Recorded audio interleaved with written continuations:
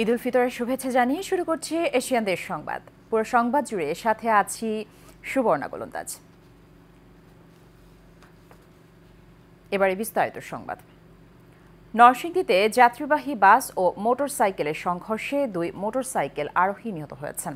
বৃহস্পতিবার সন্ধ্যায় ঢাকা সিলেট মহাসড়কের নরসিংদীর ডগরিয়া নামক স্থানে এই দুর্ঘটনা ঘটে। এই ঘটনায় গুরুতর আহত হয়েছে মোটরসাইকেলে থাকা আরেক আরোহী।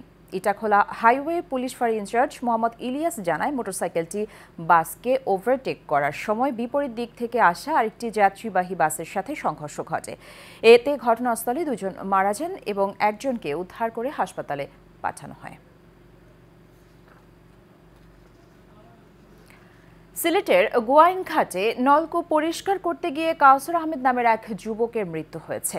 সকাল 11টার দিকে বাড়িতে থাকা নলকূপের ময়লা পরিষ্কার করতে কুয়ার নিচে নামলে অক্সিজেন না পাওয়ায় তার দম বন্ধ হয়ে আসে। পরে তাৎক্ষণিকভাবে তাকে উদ্ধার করতে আরও 3 জন নলকূপে নামলে তাদের অবস্থাও খারাপ হতে থাকে। পরে স্থানীয়দের সহযোগিতায় তাদের উদ্ধার করে হাসপাতালে নিলে চিকিৎসক কাউসার আহমেদকে মৃত ঘোষণা করেন।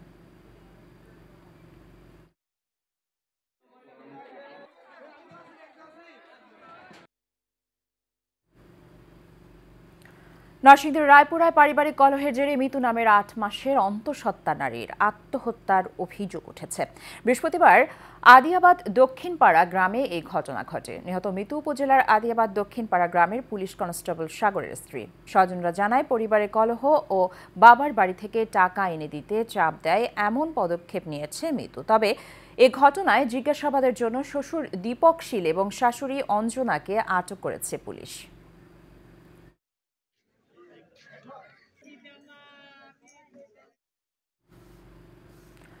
মালয়েশিয়ার সড়ক দুর্ঘটনায় নিহতদের ব্রাহ্মণবাড়িয়ার বিজয়নগরের বাড়িতে চলছে শোকের মাতম। বুধবার মালয়েশিয়ার পেরাক রাজ্যে ঈদের নামাজ শেষে মোহাম্মদ আবদুল্লাহ ও তার ভাই আরিফুল ইসলাম সোহেল একই এলাকার মোহাম্মদ সোহেল ও মোহাম্মদ আশকর আলী সহ কয়েকজন মিলে ঘুরতে বের হলে পেছনে থাকা লরির ধাক্কায় দুমড়ে মুচড়ে যায় তাদের গাড়ি। এতে আপন 2 ভাইসহ প্রাণ হারান 4 জন। ব্রাহ্মণবাড়িয়ার একতারপুর গ্রামে ঈদ আনন্দ এখন বিষাদে পরিণত হয়েছে। উপার্জনক্ষম সন্তানকে হারিয়ে নির্বাক পরিবারের স্বজনরা। নিহতদের মরদেহ দ্রুত দেশে পাঠানোর দাবি স্বজনদের।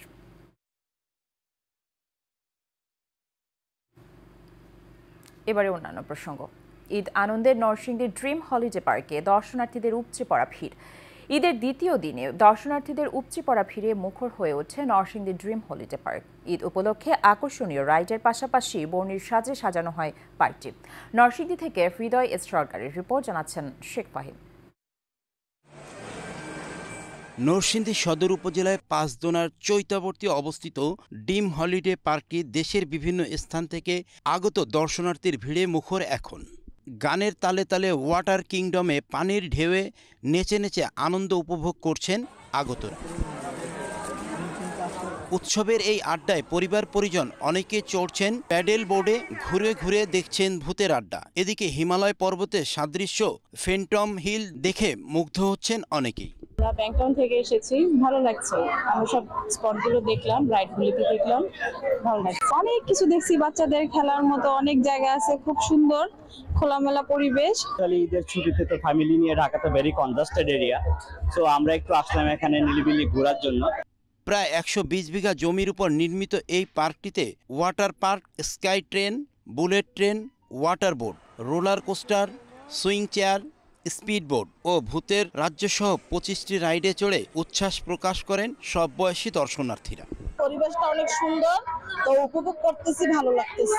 দর্শনার্থীরা 350 টাকার বিনিময়ে পার্কে প্রবেশ করছেন। এছাড়াও রাইডস প্রতি গুনতে হচ্ছে 60 টাকা থেকে শুরু করে 150 টাকা পর্যন্ত। প্রতিদিন সকাল 9টা থেকে সন্ধ্যা 6টা পর্যন্ত খোলা থাকছে পার্কটি। এবারও আমরা বেশ কয়েকটি নতুন রাইড সহ একটি আকর্ষণীয় রাইড আমরা ওয়াটার পার্কে স্থাপন করেছি, যেটা ক্রেজি রিভার। ঈদের দিন থেকে শুরু করে 1 সপ্তাহ পর্যন্ত চলবে ঈদের আনন্দ। শেখ সোহাগ, এশিয়ান টেলিভিশন। ঈদের ছুটিতে দর্শনার্থীদের পদচারণায় সাভার আশুলিয়ার নন্দন পার্কে পরিবারের সবাইকে নিয়ে ঘুরতে এসেছেন স্বজনরা। তীব্র গরম আর রোদ উপেক্ষা করে প্রিয় মানুষকে নিয়ে বিনোদন কেন্দ্রগুলোতে মেতে উঠেছে ঈদ আনন্দে। শিশু কিশোরদের পাশাপাশি বয়স্করাও দেখা গেছে দল বেঁধে বিনোদন কেন্দ্রে আসতে।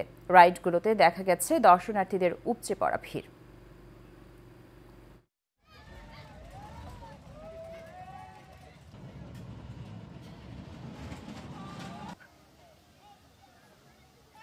এখানকার পরিবেশগুলো খুবই ভালো। তো আসলে সবসময় কর্মব্যস্ততার মাঝে ফ্যামিলিকে সময় দেই, কিন্তু বাইরে তো সময় দেওয়া হয় না, এনজয় করা হয় না। এর জন্য ফ্যামিলি নিয়ে আসছি। তো পরিজন নিয়ে আসছি। তো মেইনলি আসা হচ্ছে ছোট বাচ্চা তাদের নিয়ে, তাদের আনন্দ ফুর্তির জন্যই। সবাই একত্রিত হয় না, একত্রিত হলাম ঈদের আনন্দেই তো, পরিবার নিয়ে, এটাই তো আসলে আনন্দ, সত্যি বলতে এই তো। সবার মতো চট্টগ্রামের রৌফাবাদে অবস্থিত সরকারি শিশু নিবাসের এতিম শিশুরাও মেতেছে ঈদ উৎসবে। বাবা মা আত্মীয় পরিজন কেউ নেই তাদের সাথে। ঈদের দিন ভালো খাবার খাওয়া আর নতুন জামা কাপড় পরা তাদের কাছে উৎসব, ফলে অন্য কিছু ভাবনার নেই তাদের। শিশুরা জানায় ঈদের দিন পোলাও মাংস খেতে পারে, এটাই আনন্দে আছে তারা। এছাড়াও আর কোনো চাওয়া নেই তাদের। এই শিশুরা যেন অন্য শিশুদের মতো ঈদ উদযাপন করতে পারে, সেজন্য সমাজ সেবা অধিদপ্তর পরিচালিত শিশু নিবাস কর্তৃপক্ষ ও বিশেষ আয়োজন করেছে।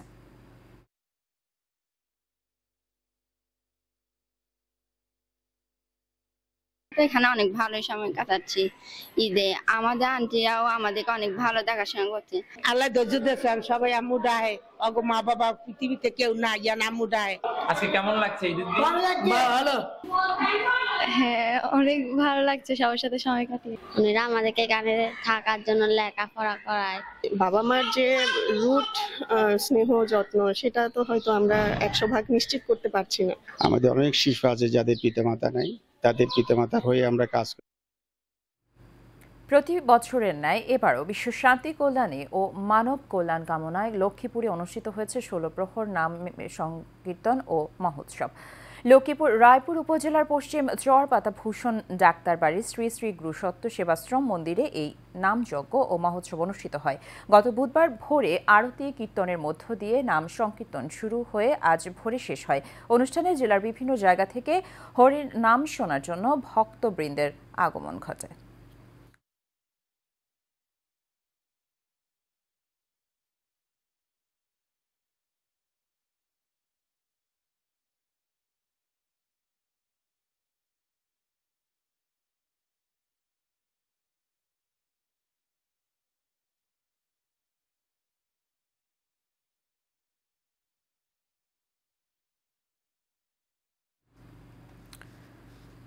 ঈদ উল ফিতরের দ্বিতীয় দিনে দেশ জুড়ে বিনোদন কেন্দ্রগুলোতে ভিড় করেছেন দর্শনার্থীরা। এ বিষয়ে আরো খবর জানাতে গাজীপুর থেকে সরাসরি যুক্ত হচ্ছেন সহকর্মী সামান উদ্দিন।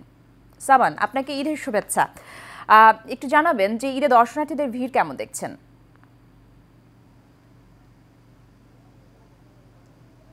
সুবর্ণা, ঈদ মুবারক। ঈদ মুবারক।